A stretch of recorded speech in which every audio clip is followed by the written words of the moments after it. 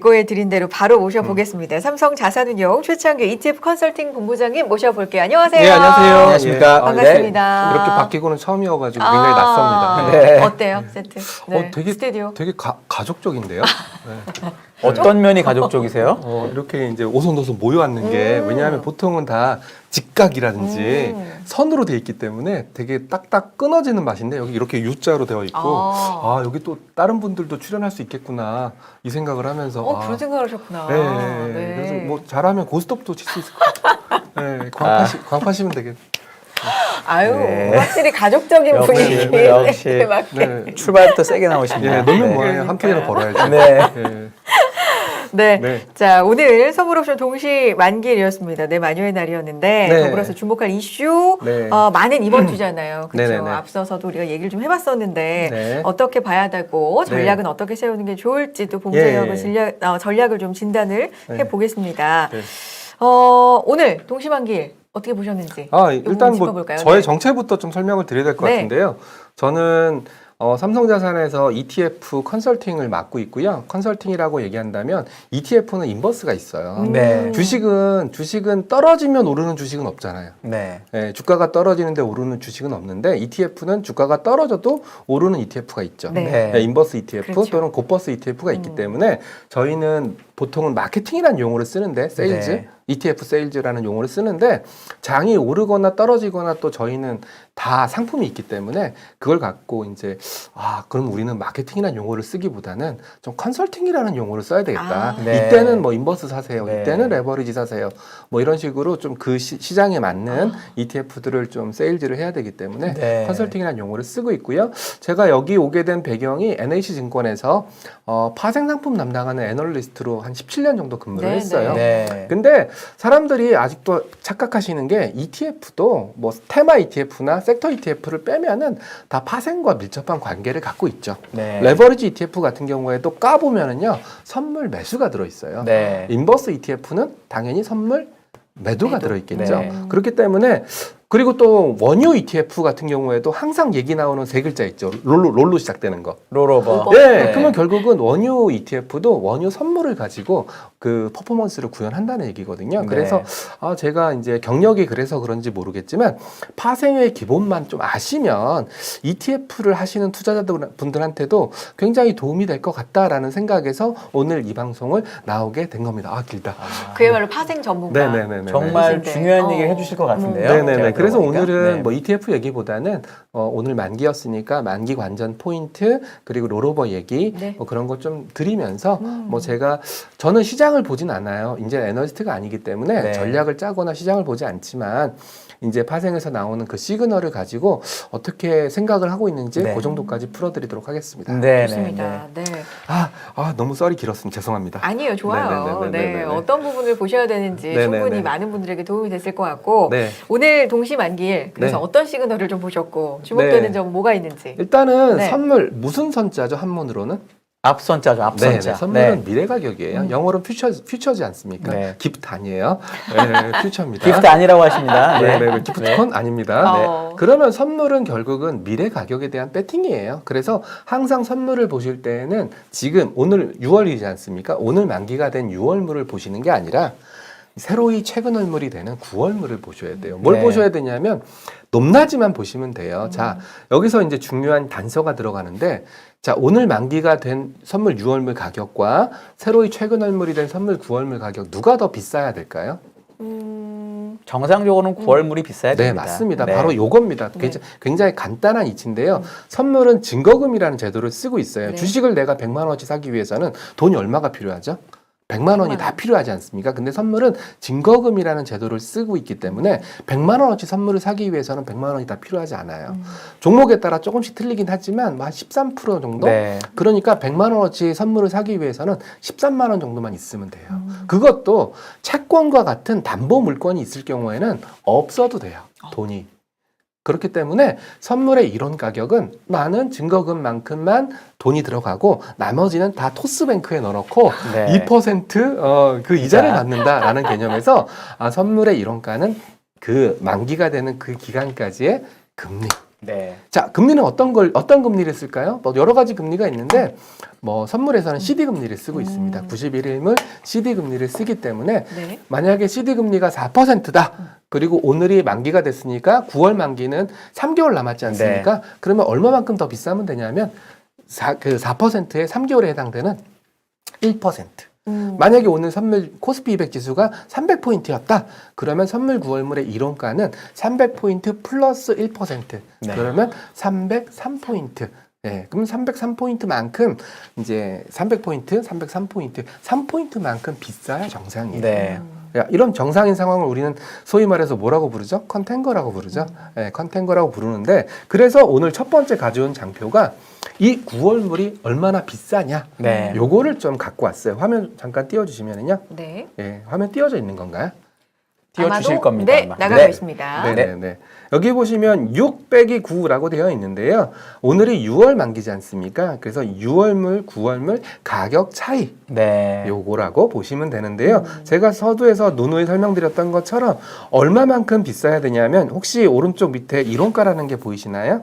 네. 9월물 이론가 347.31 요게 네. 9월물의 이론가고요. 네. 6월물의 이론가 오늘은 6월 만기니까 그냥 이론가라는 개념보다는 오늘 코스피 100 종가다라고 네. 생각하시면 됩니다. 요거를 빼버리면 제가 친절하게 가운데 글자로 넣어놨는데요. 347.31 빼기 346.62 제가 방송에 나와서 또 빼기를 해버리면은 당황해서 빼기를 못 하더라고요. 제가 머리가 나쁜 거 아닙니다. 네, 당황해서 양산이 그렇죠. 네, 빼면은 네. 0.69포인트 정도가 나오는데요. 네. 제가 말씀을 하나 안 드린 게 있어요. 선물을 갖고 있으면 배당을 못 받아요. 네. 여기서 제가 선물 얘기하고 있는데 제가 말씀드리는 선물은 코스피 200 선물이고요. 코스피 200이라는 것은 코스피 200 지수 아시죠? 네. 예, 코스피에서 업종별로 상위 200개 종목을 뽑아놓은 일종의 그냥 뭐 우리나라 대표하는 대표 선수, 대표 선수라고 보실 수 있는데 이 대표 선수 주식을 들고 있으면 6월 말에 뭘 받죠? 6월 말에? 배당 6월 말에. 6월 말. 네, 6월 말에 뭐가 나오죠? 우리는 뭐라고 부르냐면 네. 한국에서는 다 12월 결산이지 않습니까? 그렇죠. 12월 결산이고 6월은 딱 중간에 있지 않습니까? 네. 그래서 뭐라고 부르냐면 중간 배당. 배당. 네. 네. 6월에 있으면 중간 배당을 받는데 주식을 들고 있으면 선물을 들고 있으면 배당에 대한 권리는 없어요. 네. 그래서 9월물 이론가는 아까 제가 이자만큼 더해준다고 얘기했는데 6월 중간 배당만큼 빼줘요. 네.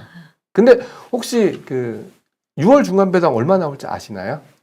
6월에는 중간 배당이 거의 없죠. 네, 거의 없죠. 왜냐하면 근데- 6월 중간 배당이 나오는 게 6월에 나오는 게 아니고 8월에 나오기 때문에 네. 예, 거의 없죠. 그리고 만기 배당이 4월에 나오고 하니까 네네네. 예, 좀 그럴 거예요. 그래서 어려운 거예요. 네. 없다 그러지 않습니까? 있어요. 네. 분기 배당. 예, 예. 거의 없죠. 예, 거의 없는데 이렇게 있어요. 거의 없는 게 제일 힘들어요. 네. 예, 그냥 많이 있으면 예상하기도 편하거든요. 사람들이 이제 많이 있으면 야 얼마 배당할 것 같아? 막 물어보고 네, 야 네. 뭐 포스코 얼마 배당할 것 같아? 많이 있으면 물어보면은 대충 야 얼마 배당할 것 같아? 그러면 이제 배당에 대해서 어느 정도 윤곽을 갔는데 6월 중간 배당은 거의 없어요. 없다 네. 보니까 예측하기가 너무 힘들어요. 그럴 때는 어떻게 하냐면 작년에 6월에 중간 배당했던 그 실적을 가지고 와서 그 값을 그대로 때려 박아요. 네. 근데 그대로 때려 박는다고 해서 작년에 100원 배당 줬다고 해서 중간 배당 올해도 100원 중간 배당 주나요 안 주나요? 모르죠. 네. 그렇기 그렇죠. 때문에 이제 이론가를 계산할 때 중간 배당이 좀 변수예요. 그래서 중간 배당을 정확하게 예측하기가 좀 어려운데 네. 올해 이제 애널리스트들한테 물어보니까 중간 배당을 감안한 이론 가격은 한 0.6포인트 정도래요. 네. 여기서 제가 이제 화면 잠깐 보시면 0.69포인트인데 중간 배당이 좀 더 이제 크게 나오나 봐요. 네. 네. 요즘은 하도 배당 네. 얘기하니까 중간 배당이 조금 커서 한 0.6 정도가 네. 시장에서 예측하는 이제 9월물의 적정 가격인 거예요. 네. 근데 여기 보시면은 혹시 화면 보이시나요? 현재가 얼마 나오나요? 345로 돼 있는 건가요? 아, 요 이게? 위에 이제 가운데 위에 있는 요 현재가입니다. 네. 예, 요 스프레드라는 스프레드로? 것은 스프레드라는 것은 네. 둘 가격의 뺀 값만 네네네. 거래하는 네네. 거기 때문에 혹시 여기 앞에 기호가 보이시나요? 마이너스 마이너스. 0.15네요. 근데 제가 미래 가격은 항상 플러스가 나와야 정상이라고 말씀드렸나요? 아니면 마이너스가 나와야 정상이라고 말씀드렸나요? 플러스가 나와야 정상. 그렇죠. 근데 마이너스가 나오고 있어요. 그러면 그만큼 선물 9월물을 또 해지하려고 매도 치는 애들이 많았다는 얘기예요.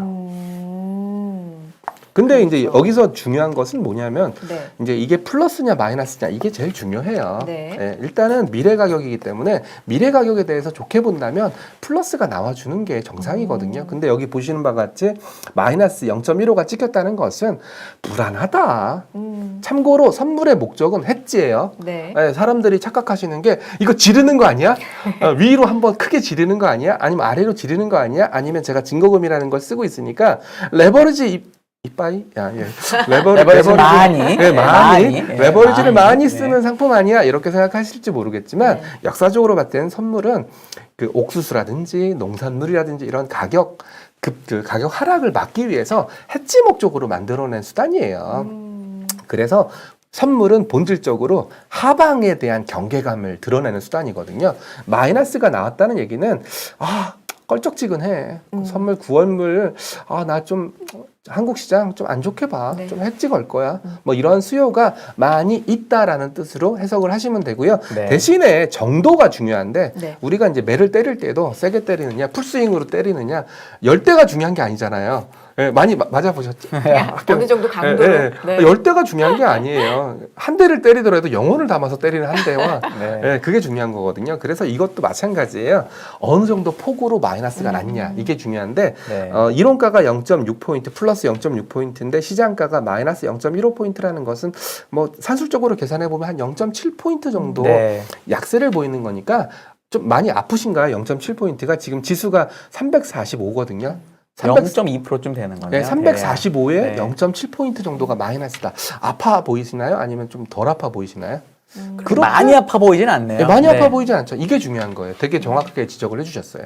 많이 아파 보이진 않아요. 아프긴 아픈데 많이 아파 보이진 않는다. 여기까지가 오늘 나와 있는 선물 9월물 가격에서 제가 끄집어낼 수 있는 온갖 해석을 다 갖다 붙인 겁니다. 아하. 네네네.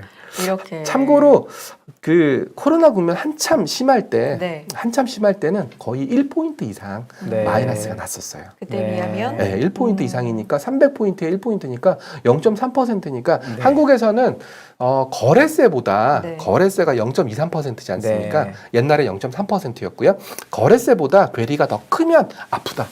네. 왜 그러냐면 거래세보다 커버리면 차익거래라는 놈이 발동할 수 있거든요. 네. 차익거래라는 놈은 선물이 저평가다. 저평가된 선물을 사고 고평가된 주식을 때리면 그 때릴 때 그 거래세가 발생하지 않습니까? 네. 그래서 이 거래세만큼의 괴리가 벌어져야 이제 아프다. 네. 이렇게 표현을 하는데 방금 설명 주셨던 것처럼 한 0.7포인트 정도 약세면은 거래세보다는 좀 미미하기 네. 때문에 그렇게 아픈 정도의 약세는 아니다. 이렇게 네. 해석을 하고 있습니다. 맞지 않으면 네. 더 좋겠지만 네. 가장 좋겠지만 그러니까 가장 좋은 것은요 맞아도? 플러스가 났었어야 가장 네. 좋은 거예요. 그렇지만 마이너스 어제도 마이너스가 나왔었고 오늘도 마이너스가 나온 거 보니까 좀 시장이 그렇게 썩 건강하진 않다, 헬시하진 않다 이렇게 해석을 할 수 있는 징표죠. 네. 본부장님 되게 잘 가르쳐주는 선생님 같아요. 네. 쉽게 이렇게. 참고로 제가 이제 첫 직장이 네. 이 방송에서 처음 밝히는데 LG 홈쇼핑이었어요. 네. 아 정말요? 네네네. LG 홈쇼핑에서 쇼핑 호스트. 네. 어머. 네, 굉장히 의외의 경력이. 예, 2달 정도 다녔고요. 제 국민연금 납입 증명서 떼보면 LG 네. 홈쇼핑이 있더라고요.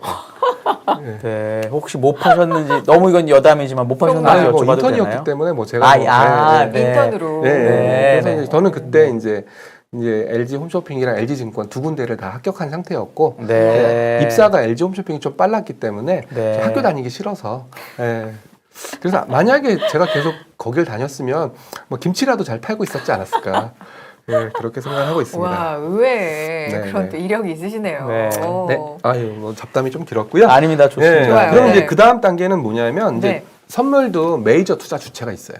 당연히 외국인이죠.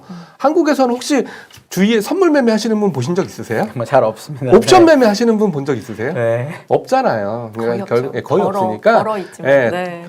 거의 국내 투자자 중에서는 뭐 금융 투자 정도만 보시면 되고요. 그리고 글로벌 이렇게 넓게 봤을 때에는 외국인들이 제가 아까도 선물이 해지 목적이다. 네. 그러면 결국은 이 핵지 목적에 가장 부합한 투자 주체는 외국인이거든요. 왜 그러냐면 한국 시장에서도 주식을 많이 갖고 있고 또 한국이 외환 변동성도 크고 또 뭐 지정학적 리스크도 있는 나라고 그러다 보니까 한국에 대한 선물 의존도가 굉장히 커요. 어떤 목적으로? 해지 목적으로. 네. 그러면 결국은 외국인들이 해지를 많이 걸었냐? 그러니까 보험을 뭐 결혼하셨는지 모르겠지만 이제 와이프랑 저 계곡 가셨을 때 네. 종신보험을 많이 들으셨으면 나의 리스크가 제국을 가면 안 되죠. 네, 리스크가 큰 거지 않습니까?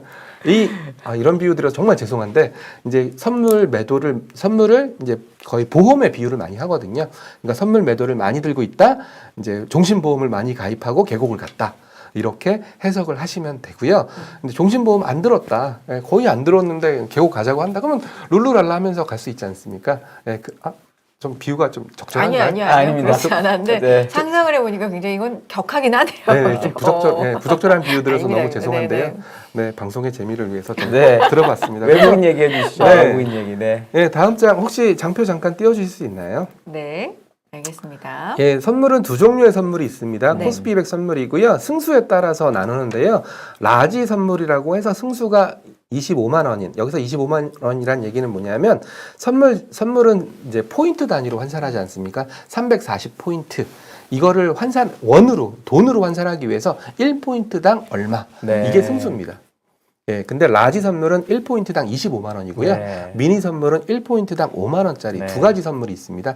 같은 기초자산인데 그 1포인트당 승수만, 멀티플만 다른 겁니다. 그래서 라지 선물 보시면은 외국인들이 어때요? 계속 파란색이죠? 여기서 네. 파란색이라는 것은 계속 순매도, 매도 네. 상태였다는 얘기고요. 4만 1000계약, 그러니까 6월 9일 기준으로 무려 4만 1000계약이고요. 아까 계산해 보시면 아실 거예요. 이걸 금액으로 환산하시면요. 340포인트 곱하기 25만 원 곱하기 4만 1000계약. 거의 조 단위가 나올 거예요. 네. 이 정도의 보험을 들은 거예요. 무시무시하시죠? 네. 예, 저는 이거 보면서 이제 제가 뭐 다른 채널에서도 방송을 많이 하는데 이거 보면서 저는 장이 재미없을 것 같다. 이만큼 보험을 많이 들어놨다. 그렇기 때문에 그만큼 리스크가 있다라는 증거로 봤다. 그리고 또 뭐 제가 이제 아까 구월물 얘기를 좀 드렸는데 아마 이 친구들이 9월물에서도 매도를 좀 많이 했었지 않았을까 뭐 그런 생각을 하고 그렇기 때문에 9월물 가격이 플러스가 난 게 아니라 마이너스가 네. 난 거 아닐까 그렇게 의심을 좀 하고 있고요. 여기 보시면은 근데 제일 중요한 건 뭐냐면 6월물에서 이제 이만큼 매도가 많았어요. 6월물 만기가 끝났기 때문에 이 4만 1000계약에 달하는 라지 선물 매도를 9월물 라지 선물 매도로 넘겼냐? 네. 네, 이게 바로 로로보인데요. 네. 다행히 넘기진 않았어요. 네. 밑에 제가 깨알 같은 글씨로 플러스 204계약이라고 적어놨는데요. 네. 그냥 이 4만 1000계약을 그냥 청산해버리고 네. 청산이란 말은 뭐냐면 만긴 날까지 포지션을 그대로 들고 있으면 그냥 만긴 날 코스피 200 지수 종가로 정산해줘요. 네. 네, 그러니까 정산받았어요. 네. 그리고 새로 보험을 가입하지 않았어요. 네. 네, 200계약 매수 롤업을 했기 때문에 9월물에 대해서는 그렇게 뭐 매도 포지션을 많이 구축하진 않았습니다. 네. 그래서 이제 여기서 이제 제가 좀 뷰를 바꾸려고요. 네. 여태까지는 4만 개와 가까운 역사적으로 굉장히 많은 숫자의 보험 순매도를 갖고 있었는데 9월물로 보험 계약을 넘겼냐? 넘기지 않았다. 네. 200계약 정도 오히려 매수 롤업을 했다. 이렇게 숫자가 나왔기 때문에 저는 이제 한국 시장 하락 강도는 많이 약해졌다. 네. 라고 저는 뷰를 좀 바꾸고 있습니다. 네. 외국인 미니 선물은 계속 샀네요. 근데 또 미니 선물이랑 그 라지 선물이랑 저는 이렇게 비유를 해요. 네. 제가 식당을 하고 계세요. 그러면 식당을 하고 있는 사람 입장에서 아니면 그냥 대식가예요. 예를 들면? 예를 네. 들면 대식가예요. 신라면을 박스째로 사는 사람이 무서운 사람이에요? 아니면 한 개 사는 사람이 무서운 사람이에요? 무서운 사람? 예, 그러니까 이제 대식가 입장에서는 이제 뭐 그러니까 대식가라는 표현이 좀 맞을지 모르겠지만 그냥 그러니까 제가 이마트 주인 입장에서는 어떤 사람이 VIP 고객이에요? 박스째로 사는 사람이 VIP 고객이에요? 아니면 낱개로 사는 사람이 VIP 고객이에요? 뭐예요? 당연히 박스째로 사는 사람이 VIP 고객. 예, 큰 손이지 않습니까? 그래서 라지 선물의 포지션이 의미가 있고 네. 낱개로 사는 미니 선물의 포지션은 이런. 큰 의미는 없습니다. 네. 예. 그래서 그래서 너무 진지하게 들어가가지고 예. 박스로 사면 뭔가 할인이 되는 거 아닌가? 이렇게 네. 묶음이 할인이 되잖아요. 네, 네, 그러면 네. 하나하나 더 많이 사면은 네. 더 좋은 거 아닌가? 아, 지금 제가- 그렇게 생각했는데 좀 아, 저도 단순해야 사실 그 되는 생각을 그러니까 했습니다. 아 네. 단순해야 되는 거구나. 네, 단순하게 어쨌든. 생각하십시오. 네. 그래서 이제 큰 묶음으로 사는 음. 라지 선물의 포지션이 네. 더 의미가 있다라는 네. 비유를 들기 위해서 라면을 박스째로 사는 거냐 낱개로 사는 거냐라는 비유를 들어드렸고요. 네. 그리고 또 미니 선물은 만기가 한 달 단위예요. 네. 아, 라지 선물은 만기가 3, 6, 9, 10이거든요. 네. 근데 한 달 단위로 이제 매매를 하는 사람은 좀 제가 말씀드리는 포지션 플레이를 하시겠습니까? 아니면 다 다치시겠습니까? 한 달 단위로 매매하시는 분들은 네. 아무래도 포지션 한 달, 두 달, 석 달을 보고 나 해지 걸어야지. 나 주식 이만큼 들고 있으니까 해지 걸어야 이런 거래 안 하겠죠. 네. 한 달 단위로 만기가 있으니까 짧게. 그래서 미니 선물은 큰 의미가 없지만 네. 미니 선물에서 중요한 것은 금융 투자예요. 금융 투자. 금융 투자는 왜 중요하냐면 금융 투자는 아마 LP라는 말 들어보셨나요? LP, 네. 유동성 리퀴디티 공급자. 프로바이더. 네. LP를 하면서 이제 미니 선물 같은 이런 상품에도 LP가 있어요. 보통 사람들이 ETF만 LP가 있는 줄 알고 있는데 저유동성 주식에도 LP가 있어요. 네. 왜냐하면 너무 유동성이 없는 종목은 유동성이 너무 없기 때문에 그 종목을 사거나 팔 때 발생하는 비드 에스크 스프레드, 저는 체결 리스크라고 부르는데 이게 너무나 크기 때문에 거래소가 돈을 줘요. 야, 유동성 적은 종목들 너희가 LP 유동성을 공급해주면 우리가 유동성 공급자에 해당되는 보수를 줄게. 네. 뭐 이런 것들이 있기 때문에 이런 파생 상품도 LP가 있고요. 미니 선물 같은 경우에는 이제 LP를 하는 대가로 그 미니 선물을 만약에 숏을 들고 있다, 미니 선물 롱을 들고 있다, 그러면 이 LP 하는 사람한테는 방향성 리스크가 생긴 거거든요. 네. 그래서 그걸 해지하기 위해서 주식으로 해지를 해요. 아까 코스피 200 선물은 코스피 200 200개 종목만 살 수 있으면 얼마든지 해지를 할 수 있거든요. 네. 대신에 이제 발생하는 비용이 있기 때문에 그 비용을 면제해줘요. 네. 네, 그래서 금융 투자의 미니 선물 포지션은 굉장히 중요하고요. 네. 여기 보시면은 오늘 혹시 기억나시나요? 오늘 금융 투자가 주식을 샀나요, 팔았나요? 기억 안 나시죠? 오늘 사지 오, 않았습니까? 정확하세요. 그럴 줄 알고 제가 준비해 왔죠. 외국인이 많이 팔고. 예, 제가 한 장 넘겼는데 오늘 금융 투자가 이 코스피예요. 네. 금융 투자가 6,100억 샀어요. 네. 예, 이걸 설명하기 위해서 제가 금융 투자의 미니 선물 포지션을 말씀드린 거예요. 네. 자, 보세요.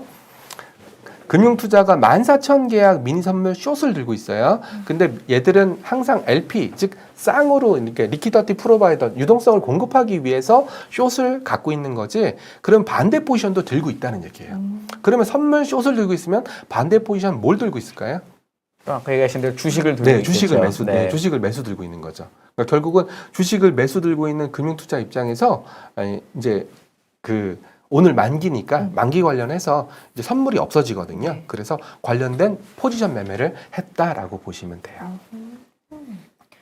그렇군요. 네, 오늘 되게 일타 강사님 모시고 네, 네, 네. 아, 오늘 강해지는 예. 느낌이에요. 예. 요 부분 저도 많이 배우고 있지만 네, 모르셨던 분들도 도움 네. 많이 되실 것 같죠? 네, 네, 네. 그래서 이제 오늘 같은 경우에는 이제 금융투자 같은 경우에는 이제 주식을 샀으니까 주식을 그 전까지 포지션이 뭐였냐면은 주식을 매도하고 선물을 매수한 매도 차익 잔고라고 불리우는데 이런 형태의 포지션들을 들고 있었을 가능성이 높아요. 아하. 예, 근데 오늘 만기일이니까 그 주식을 매도한 포지션, 선물을 매수하고 주식을 매도한 포지션이 있으니까 선물 매수가 없어지지 않습니까? 그러면 뭐만 남았죠? 주식 매도만 남았죠? 그럼 이 포지션을 없애기 위해서 주식을 매수했다라고 생각하시면 될 것 같습니다. 네. 아, 그렇군요. 네. 그리고 여기서 다음 이제 가볼게요. 네. 이 화면에서 중요한 건 뭐냐면요. 야, 너는 무슨 근거로 네가 금융투자를 대변하는 사람이야? 넌 무슨 근거로 그런 얘기를 해? 여기 보시면 제가 시간대를 적어 왔는데요. 아, 예. 3시 30분, 이게 소위 말하는 마감 동시효과가 네. 3시 20분부터 3시 30분까지고 그 시간에는 거래가 안 이루어지거든요. 네. 여기 3시 28분까지 금융투자의 그 코스피 순매수가 135억 순매수밖에 안 됐어요. 근데 마감 동시효과 이 10분간 얼마가 들어왔냐면 무려 6천억이 매수가 네. 들어왔거든요. 이거는 방향성 있게 매매를 할 수 있는 금액이 아니에요. 네. 뭔가 선물과 엮여 있지 않으면 아무리 금융투자가 돈이 많다고 하더라도 종가에 6천억을 그러니까. 알주식을 사실 수 있으시겠어요? 네. 네, 그러니까 이거는 선물이랑 연계된 그런 만기 플레이다라고 생각을 하시면 되고요. 그런데 외국인이 또 많이 팔았단 말이죠. 네. 네. 외국인들 같은 경우에는 종가에 마이너스 5천억이었는데 마이너스 9천억까지 늘어났어요. 이 부분도 제가 항상 미스테리라고 생각하는 부분인데 아무래도 외국인들은 전산 시스템이 잘 돼 있는 것 같아요. 네. 우리보다. 그러니까 금융투자가 우리는 마감에 예상 호가가 나오지 않습니까? 이거를 일일이 다 계산을 해서 금융투자가 이 정도 주식을 사네? 그러면 나는 이때 얼마 정도 주식을 팔게 되면 체결 리스크 없이 주식을 정리할 수 있겠구나. 네. 이런 시스템들이 각 작동을 하는 것 같아요. 그래서 만기 날만 보시면은 항상 금융투자가 매도를 했으면 외국인이 매수를 하고 금융투자가 매수를 했으면 외국인들이 매도를 하고 이런 그 짜맞춘 듯한 그런 움직임들이 목격이 되실 거예요. 그래서 네. 제가 드리는 말씀은 이런 메커니즘을 다 이해하라는 말씀은 절대 아니고 오늘이 만기니까 이런 일들이 발생했구나. 그리고 오늘 외국인들이 9천억 판 것은 전체 9천억에 대해서 제가 뭔가 의미 부여를 하긴 어렵지만 종가에 판 4천억은 의미가 없다라는 거예요. 네. 아하. 그리고 금융투자도 오늘 종가에 6천억 샀단 말이죠. 의미 없어요. 네. 그러니까 모르시는 분들이 간혹 가다가 야 기관 투자자가 오늘 종가에 5천억 샀어. 한국 주식 드디어 턴어라운드 하는 거야? 아이 기뻐라. 절대 아니라는 거죠. 네. 오늘이 무슨 날이냐? 오늘은 만기일이고 만기와 관련된 플레이를 했을 가능성이 높다. 특히 종가에 일어난 그런 물량들은 거의 100이면 100 이제 선물과 연계된 만기 플레이 물량이니까 여기다 대고 의미 부여를 하시는 분들이 계시다면 그냥 그 사람의 말은 좀 씹으셔도 된다. 네. 네, 이렇게 말씀을 드리고 있습니다. 네. 의미가 없다. 네, 그래서 여기서 의미를 찾는다는 것은 네. 앞서 제가 말씀드렸던 것처럼 9월물 가격이 얼마나 아프냐, 얼마나 약세냐, 얼마나 강세냐, 요것만 갖고 의미 부여하시면 되고 또 주 투자 주체라고 할 수 있는 외국인이 보험 계약을 오늘 다 해지했어요. 오늘 해지하고 네. 9월물 보험 계약을 안 들으셨어요. 네. 네. 그만큼 리스크가 많이 사라졌다라는 의미로 해석을 하셔도 좋습니다. 그게 포인트군요. 네. 근데 3월에 만기 될 때는 어땠었나요? 15,000 외국인들이? 계약 순매도로 보였어요. 그래서 4만 개로 늘었던 건가요? 그거는 잘 안 보여지거든요. 저도 네. 그 제가 쓰는 유료 단말기가 따로 있어요. 여기 네. 인포맥스이기 때문에 네. 차마 언급은 못 하는데 네. 예, 인포맥스는 아니기 때문에 인포맥스였으면 언급을 했겠죠. 네. 예, 채모로 시작하는 네. 단말기를 쓰기 때문에 사람들이 이제 그 단말기를 쓰지 않으면 보시기가 어려워요. 네. 참고로 그 작년까지만 해도 3월, 6월, 9월, 12월 만기 때 외국인들은 매도를 한 게 아니라 오히려 매수로 롤업을 했었어요. 네. 예, 매수로 롤업. 얼마나 좋게 보면은 매수로 롤업을 했겠습니까? 참고로 선물은 항상 보험이에요. 네, 보험이에요. 이거는 아랫방향성에 대한 보험인데 작년까지만 해도 계속 매수로 롤업을 했었어요. 오히려 보험을 이제 가입한 게 아니라 보험을 해지하고 없던 보험까지도 그냥 다 깨버린 거예요. 작년까지. 작년에는 장이 좋았지 않습니까? 유동성도 풍부했었고 리스크도 많이 없었고 위험 자산들이 대부분 다 강세를 보였던 국면이었기 때문에 네. 근데 3월 달에 이랬던 외국인이 3월 달에 15,000 계약 매도 롤업을 했던 거였죠. 네. 그래서 제가 아마 3월 만기 때도 제가 아마 인포맥스에서 방송을 했던 걸로 기억나는데 예, 굉장히 안 좋게 얘기했던 기억이 좀 새록새록 들고 있습니다. 작년 혹시 12월에는 어땠는지 혹시 작년 기억나세요? 12월에도 매수 롤업을 했었어요. 아, 그랬어요. 그러니까 매수 롤업을 했던 애가 갑자기 매도 롤업으로 돌변하니까 굉장히 저도 놀랐죠. 1월에 장이 안 좋았던 거랑은 또 관련은 또 없긴 한데 어쨌든 흐름으로는 그렇다 이렇게 저희가 그리고 또 네. 이제 매수해서 매도로 반전했기 때문에 더 네. 무서웠던 그러네요. 거였죠. 예. 근데 15,000 계약 매도 롤오버에다가 아까 4만 계약을 누적을 했기 때문에 합치면 6만 계약 매도였어요. 그렇게 된 거군요. 예, 6만 네. 계약. 6만 계약이면 거의 히스토리컬 하이 정도 되는 수준이었어요. 그래서 아마 이제 제가 이제 모 채널에서도 항상 제가 뭐 얘기하면은 이 사람은 항상 주식 안 된다고 얘기하는 사람 이런 식으로 낙인이 찍혀버렸어요. 예, 예.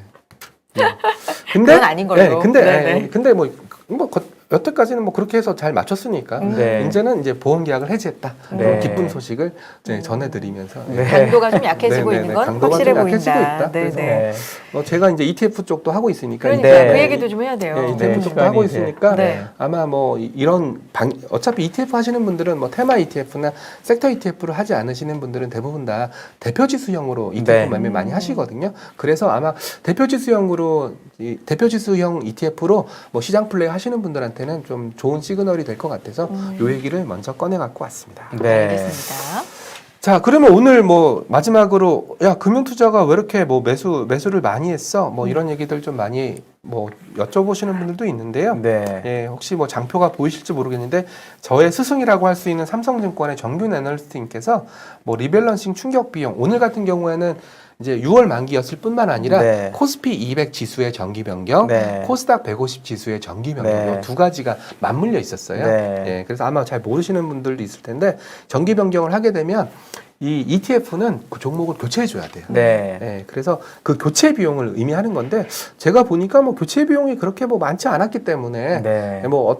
많다라고 하실 수도 있고 안 많다라고 하실 수 있는데 제가 보기에는 이번 같은 경우에는 좀 큰 종목의 교체가 없었어요. 네. 예, 큰 종목의 교체가 없었기 때문에 그냥 그 코스피 100 주식으로 들고 가는 게 뭐 나쁘지 않았을 것 같다. 그리고 또 6월 말까지 기다리면 또 배당이 나오지 않습니까? 네. 네. 그래서 아마 금융투자 입장에서는 그냥 주식으로 들고 가는 것을 선택하지 않았을까? 저는 네. 그렇게 좀 해석을 하고 있습니다. 네. 리밸런싱 비용까지 네. 설명을 해주셨고요. 이제 네. ETF 얘기를 좀 네네네. 본격적으로 했으면 좋겠는데. 뭐 제가 뭐 파생 얘기만 하니까 아직도 현업에 있는 듯한 느낌을 받아가지고 참고로 저는 이제 애널리스트 안 하고요. 네. 애널리스트 이제 지겨워서 못 하겠어요. 네. 너무 힘들고. 아유. 근데 네. 또 제가 했던 게 또 버릇인지라 네. 꼭 나와서 또 파생 얘기를 하더라고요. 네. 도움이 많이 됩니다. 오늘 도움 많이 됐을 것 같은데요, 진짜로. 정말로. 네. 네. 자, 지금은 또 이제 그 다음 거는 이제 제가 이제 즐겨하는 컨셉인데요. 네. 제가 ETF 업계에 온 지가 이제 1년 정도 됐어요. 1년 정도 됐고, 과연 ETF의 경쟁력은 무엇일까? 이런 거에 대해서 고민을 좀 많이 했었는데, ETF의 경쟁력은 결국은 상품인 것 같아요. 네. 이제 펀드는 이제 좋은 펀드를 만들더라도 또 세일즈도 많이 해야 되고, 또 판매처도 확보해야 되고, 또 이제 뭐 예를 들어 제가 훌륭한 펀드 매니저가 아니라면은 각 증권사 상품팀 찾아가서 제발 제 펀드 좀 걸어주세요, 라인업 좀 해주세요, 또 지점 가서 막 설명회도 하고 네. 막 이래야 되는데 ETF는 그런 과정이 없어요. 상장이 되니까 그냥 상품만 찍어내면 판매처가 확보된 거예요. 네. 예, 그래서 좀 기발한 상품, 기발한 ETF 이런 것만 좀 아니면 좀 시장이 간지러운 부분 아니면 투자자들이 원하는 투자자들의 니즈 이런 것만 잘 포착만 한다면 ETF를 만들어서 상장을 해버리면 모든 판매처에 걸리는 거잖아요. 네. 예, 그렇기 때문에 ETF는 좀 투자자들이 뭘 간지러워할까?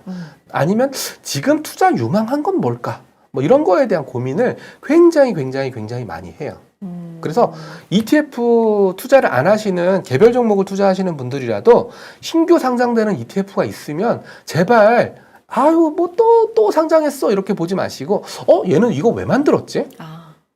왜 만들었을까? 아무래도 저 같은 사람을 제도권이라고 부르지 않습니까?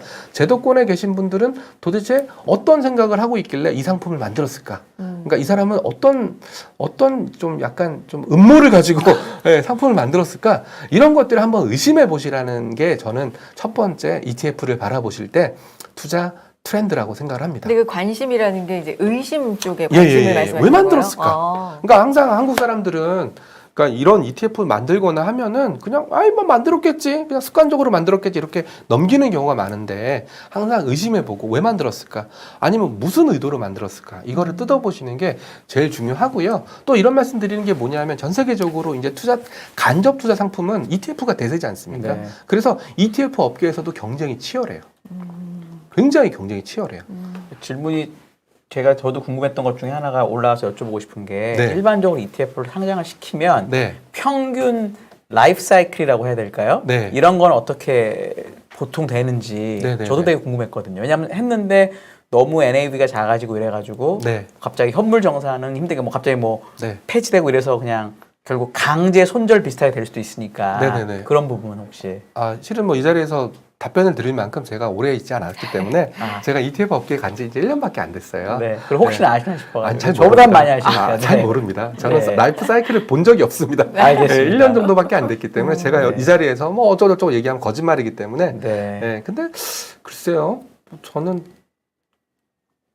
지금은 이제 ETF 옛날에는 ETF 관련된 정보라든지 이런 게 많이 없었기 때문에 말씀하신 것처럼 좀 너무 소외받고 이래버리면 상장 폐지하는 경우도 있었는데 이제는 ETF가 대세가 되다 보니까 어지간하면 계속 올리는 데 집중하지 네. 없애진 않는 걸로 네. 알고 있습니다. 참고로 네네네. 제가 알기로는 ETF 상장 폐지의 그 사이즈는 75억으로 알고 있습니다.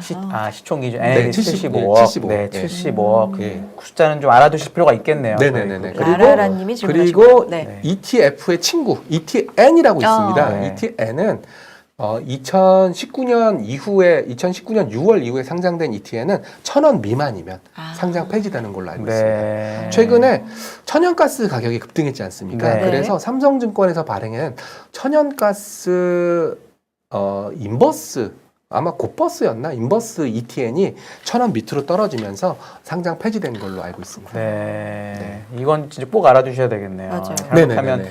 그러니까 곧버스 사서 버텼는데 네. 폐지돼 버리면 그다음에 아무것도 아닌 거니까. 1,000원. 그렇죠, 네. 그렇죠. ETN은 1,000원이고 ETF는 그 규정은 그죠? 없습니다. 그건 75억이면 75억. 약간 75억, 고려 예. 대상이 예. 되고. 네. 근데 또 알겠습니다. 75억 되면은 또 저희가 또 저 같은 사람이 뭐 마케팅을 한다든지 그렇죠. 아니면 뭐 위원님 찾아가서 저 1억만 사주세요. 크리에이션 해서 네, 1억만 사주세요. 1억 없으세요?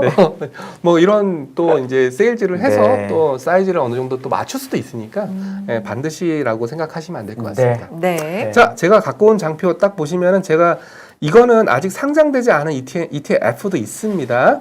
이거는 상장하기 위해서 ETF도 상장 절차를 거쳐야 되고 상장 절차를 거치기 위해서는 반드시 종목 코드라고 부르죠. 코드 번호를 따는 건데 이 코드 번호를 따는 그 사이트에서 제가 발췌를 해갖고 온 건데요. 네. 자, 6월 9일자 코드가 부여된 ETF가 하나 있는데요. NH 아문디, 참고로 NH 아문디는 하나로라는 ETF 브랜드를 쓰고 있습니다. 네. 하나로. 그래서 제가 이때도 있었는데, 야, 하나로가 뭐야? 야, 근데 참고로 저도 NH증권 주주. 네, 알겠어요. 하나로, 네. 야, 근데 NH에서 제일 유명한 브랜드가 하나로 마트. 맞아. 그래서 하나로라고 쓴 걸로 알고 있는데요. 여기 보시면 혹시 보이시나요? 원자력. 네. 원자력.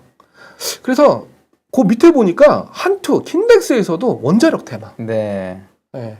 그러니까 결국은 시장은 약간 이건 신재생 쪽으로 좀 뭐 저희가 보통 분류를 하는데 워낙 화석연료 가격이 에너지 가격이 급등했지 않습니까? 그러면 어쩔 수 없이 신재생으로 간다. 그러면 신재생 중에서 가장 핵심은 뭐 수소 이런 것들이 작년까지만 핵심이었는데 아무래도 정권이 좀 바뀌다 보니까 원자력이 이제 신재생의 핵심이 되는 키워드가 아니겠냐라고 네. 생각을 해서 NH 아문디 하나로에서도 원자력 그리고 한투 킨덱스에서도 원자력 테마 네. 이거를 꼽았기 때문에 ETF 쪽에서는 원자력을 좀 으뜸으로 그러니까 테마 중에서는 으뜸으로 생각을 하는구나라고 생각을 하시면 되고요. 네. 그 다음 게 뭐냐면은요. 한국 투자자분들께서 이제 한국 주식이 너무 재미가 없으니까 미국 주식에 대한 그 신념? 네네. 네, 진심이에요. 그래서 있어 보니까 S&P 500이나 나스닥 100이 급락하잖아요. 그러면 엄청 매수가 들어와요. 네. 네, S&P 500 ETF나 나스닥 100 ETF 쪽으로 네. 급락만 하면은 굉장히 많이 들어와요. 그리고 제가 모 사이트에서도 봤는데, 야, 딴 거 필요 없어. 그냥 나스닥 100 ETF만 사. 네. 예, 아니면 S&P 500 ETF만 사. 뭐 네가 뭘 고민해? 이게 세계 최고의 주식이야. 뭐 이렇게 생각을 하고 있어서 S&P 500 라인업이 없는 그런 운용사에서는 S&P 500 ETF를 계속 상장하고 있어요. 네. 그래서 보시면 NH 아문디 하나로가 S&P 라인업이 없었나 봐요. 네. 그래서 미국 S&P 증권 상장지수 투자 신탁 그리고 밑에 R이랑 한화자산도 네. 미국 S&P 500 증권 상장 지수 투자 신탁 이런 것들 S&P 500 그리고 미래에셋 같은 경우 타이거 같은 경우에는 S&P 500의 진심이거든요. 네. 그래서 여기 보시면 S&P 500 뒤에 무슨 글자가 붙었죠? 배당 귀족 증권 상장 예, 지수. 배당 귀족. 배당 귀족 네. 혹시 뭔지 그 배당 뭐 25년. 오랫동안 많이 주고 예, 뭐 25년. 그거죠. 네. 25년 동안 배당을 늘려야 네. 배당 귀족이라고 불러준대요. 그리고 50년 동안 배당을 늘리면 뭐라고 부르는지 아세요? 귀족 위에 있는 거. 왕인가 귀족이. 보네요. 네, 왕. 배당 킹 역시. 네. 배당 킹. 귀족의 왕. 그리고 뭐 배당 챔피언 뭐 이런 용어들도 있어요. 네. 미국에는. 근데 네. 한국에는 여기에 부합되는 종목이 없더라고요. 네. 한국에서는 제가 얼핏 기억나기로 고려아연? 네. 고려아연 뭐 그리고 뭐 S-오일 네. 그 정도가 한국에서는 약간 배당 귀족의 컨셉. 근데 한국에서는 또 배당을 꾸준히 늘려주는 회사는 잘 없어요. 또 네. 업황에 따라서 S-오일이 그랬거든요. 네. 배당 꾸준히 주다가 갑자기 업황이 안 좋아지니까 또 배당을 확 줄였었어요. 네. 그런 경우도 많아서 한국에는 뭐 배당 귀족 컨셉은 없고요. 그리고 또 밑에 보시면은 나스닥. 역시 뭐 미래에셋은 그냥 S&P 500, 나스닥의 또 네. 진심인 하우스인데 나스닥 넥스트 100. 네. 그러니까 우리가 보통 QQQ 이런 것들은 나스닥 100이거든요. 네. 이거는 101등부터 200등. 네. 그러니까 우리나라로 따지면 나스닥 100을 대형주라고 한다면 네. 테크 대형주, 넥스트 100은 테크 중형주. 네. 요 정도라고 보시면 돼요. 이걸 저희는 뭐라고 부르냐면 사이즈 이펙트라고 부르거든요. 네. 요즘처럼 지수가 안 가고 지지부진할 때는 중형주나 소형주로 도망쳐라. 네. 이게 소위 말하는 사이즈 효과예요. 그래서 아마 그런 것까지 겨냥해서 넥스트 100 ETF를 만들지 않았을까 이런 생각을 좀 하고 있어요. 그래서 최근에 ETF 트렌드를 두 글자로 압축한다면 신재생, 그중에 뭐 원자력, 그리고 S&P 500, 네. 네. 그리고 뭐 배당, 그리고 조금만 더 얘기하면 리츠. 네. 이런 것들이 나오고 있는 얘기를 집대성 해보면 역시 한국 주식은 재미없구나. 네. 그러니까 이제 인컴이 나오는 리츠, 인컴이 또 인플레이션 압력이 좀 강하니까 교과서에도 나와요. 인플레이션 압력이 강할 때는 에너지, 커머더티, 농산물, 뭐 리츠 이런 쪽으로 도망쳐라. 골드.